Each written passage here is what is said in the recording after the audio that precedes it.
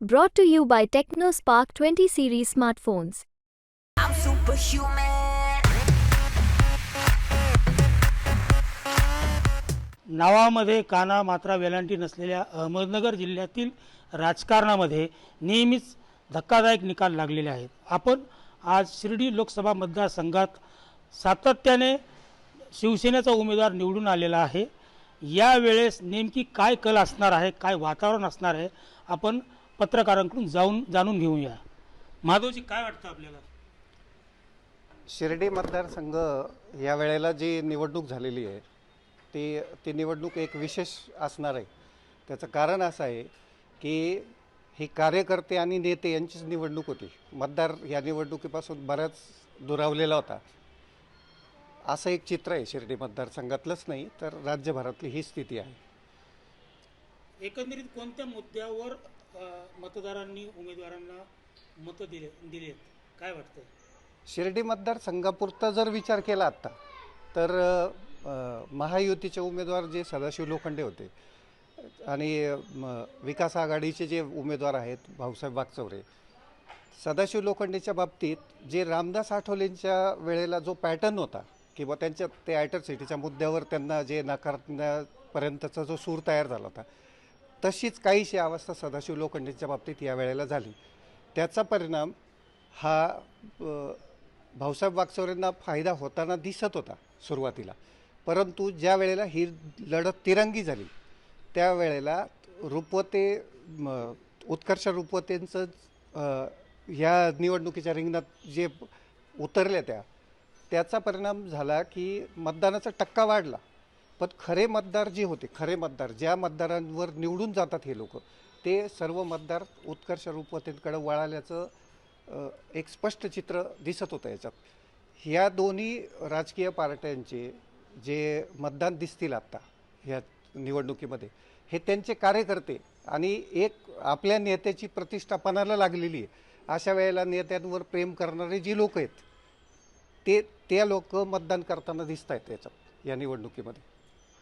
सतीशजी, या निवडणुकीमध्ये मराठा आरक्षण असो, दुधाचे पडलेले भाव, कांद्याची निर्यात बंदी या मुद्द्याचा कितपत परिणाम होणार आहे? या निवडणुकीचं एक वैशिष्ट्य असं होतं की या निवडणुकीमधला सगळ्यात महत्त्वाचा आणि चर्चेत आलेला मुद्दा होता जनसंपर्क.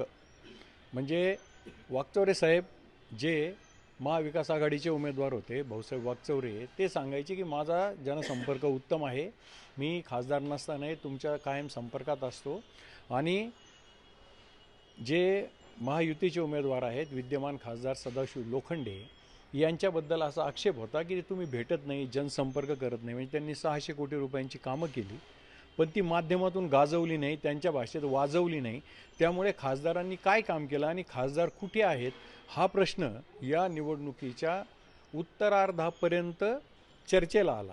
दुसरं जे तुम्ही सांगितलं की दूध, कापूस, सोयाबीन, हे जे ग्रामीण भागाच्या अर्थकारणाला आधार देणारे सगळे प्रमुख व्यवसाय, म्हणजे लोकांच्या घरात सोयाबीन पडलेलाही भाव नाही, लोकांच्या घरात कापूस ह्या मतदारसंघात कमी पिकतो पण कपाशीला भाव नाही, या दुधावर शेतकऱ्यांचं प्रपंच चालतो, दुधाला भाव नाही.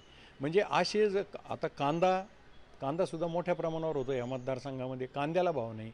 त्यामुळे ग्रामीण अर्थव्यवस्थेवर निर्बंध आले, ग्रामीण अर्थव्यवस्था संकुचित झाली आणि शेतकरी अस्वस्थ आला, ग्रामीण भाग अस्वस्थ होता. या अस्वस्थता म्हणून निगेटिव्ह वोट तयार झाले किंवा म्हणजे आजवर काय कांद्याचे भाव यंदाच घसरले, सोयाबीनचे भाव यंदाच घसरले, कपाशी यंदाच घरात ठेवायची पाळी आली असं नाही. परंतु या सरकारच्या विरोधात हा मोठा रोष तयार झाला. हे मुद्दे या निवडणुकीमध्ये ग्रामीण अर्थकारणातली अस्वस्थता हा या निवडणुकीतला प्रमुख मुद्दा होताच. दिलीपराव, शिर्डी मतदारसंघामध्ये साईबाबांचं मंदिर जगप्रसिद्ध आहे. मंदिरावर बऱ्यापैकी या परिसरातील 50 किलोमीटरच्या परिसरातील जे काही रोजगार आहे उपलब्ध, तर त्या रोजगारावर दोन ते तीन ठिकाणी जे देशात मंदिरं झालेत, वाराणसी असो, अयोध्या असो, त्याचा कुठेतरी गर्दीवर परिणाम झाला आणि त्याचा डायरेक्टली रोजगारावर परिणाम झालेला आहे. तर गेल्या 10 वर्षामध्ये इथे शिवसेनेचा खासदार आहे, तर इथे त्यांनी ज्याप्रमाणे वाराणसीत डेव्हलपमेंट झाली तशी न झाल्यामुळे रोजगारावर परिणाम झाला असं वाटतं आपल्याला.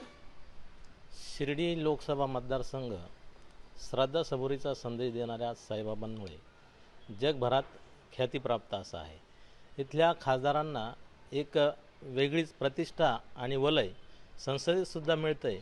हे माजी खासदार भाऊसाहेब अगचोरे असो किंवा विद्यमान खासदार सदाशिवराव लोखंडे असो, यांनी आपल्या विविध मनोगतातून व्यक्त केलेला आहे. तसं जर बघितलं तर जो परिणाम व्हायचा होता, आध्यात्मिक पर्यटन, धार्मिक पर्यटन म्हणून जो शिर्डीचा विकास व्हायला पाहिजे होता, त्या दृष्टीने विकास करण्यात आजी माजी खासदार तसं नाही का परिपूर्ण ठरले नाही, हा मतदारांचं सुद्धा म्हणणंच आहे. आणि मतदारांचं सुद्धा त्या दृष्टीने त्यांच्यावर अप्रत्यक्षरित्या रोष आहे. वास्तविक पाहता मागून येऊन अनेक देवस्थान विकसित झाले, तिथे रोजगाराच्या नव्या संधी निर्माण झाल्यात. खासदारांनी त्या दृष्टीने तेथील खासदारांनी विविध प्रयत्न केले आणि रोजगाराच्या संधी वाढवल्या. मात्र शिर्डी लोकसभा मतदारसंघात आत्ता नव्याने MIDCची घोषणा झाली. ती वगळता इतर तर कामे झालीच नाही, परंतु जो मंदिरातला फुलांचा प्रश्न असेल, इथं रोजगाराच्या नवीन संधी करण्याच्या दृष्टीने भक्त इथे थांबला पाहिजे, त्या दृष्टीने नव्याने काहीतरी करणं गरजेचं होतं. त्या दृष्टीने जी पावलं टाकणं गरजेचं होते, ती पावलं बऱ्यापैकी टाकलेली दिसत नाही. त्यामुळे त्याचा अप्रत्यक्षरित्या युवक मतदार जो आहे त्याच्याकडून या निवडणुकीवर अप्रत्यक्षरित्या खासदारांवर नाराजीचा सूर काढला जाईल, तो मतातून व्यक्त होईल असं दिसतंय. जी नाराजी सध्याच्या खासदारांवर आहे मतदारांची, तर त्याचा परिणाम किती होईल, काय कल वाटतो आपल्याला शिर्डी मतदारसंघामध्ये? मुळातच शिर्डी लोकसभा मतदारसंघाची निवडणूक लागल्यानंतर जे महायुतीच्या वतीने जे उमेदवार दिले त्या उमेदवारांवर महायुतीचेच काही पदाधिकारी असतील किंवा काही कार्यकर्ते असतील ते नाराज असल्याने त्याचा मोठा प्रभाव हा मतदारांवर झाला असल्याचं आपल्याला बघावयास मिळालं. ही जी निवडणूक झाली शिर्डी लोकसभेची, ती विकासाच्या मुद्द्यावर झाली नाही असं मतदारांचं म्हणणं आहे. मुळात आता मुख्यमंत्र्यांनी ही निवडणूक शिर्डी लोकसभेची तळ ठोकून असतानासुद्धा त्यांच्या सभेचा प्रभावसुद्धा या निवडणुकीत आपल्याला पाहावयास मिळाला नाही.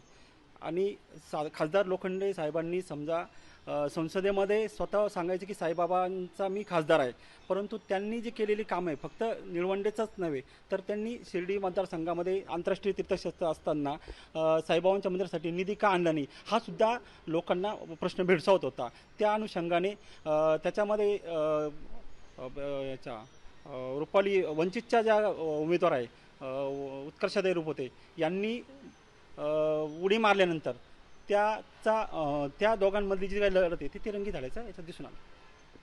शिर्डी मतदारसंघात 2009 पासून शिवसेनेचा उमेदवार निवडून आलेला आहे. मध्यंतरी जी फूट पडली, आजची परिस्थिती अशी आहे की शिवसेना विरुद्ध शिवसेना, सदाशिव लोखंडे विरुद्ध भाऊसाहेब अगचोरे अशी जी लढत होती, त्यात वंचितच्या उत्कर्षा रुपवंतींनी उडी मारल्यामुळे आता नेमकी मतदारांचा कल कुणाकडे आहे हे 4 जूनलाच कळेल. नितीन मेराने, शिर्डी, मुंबई तक.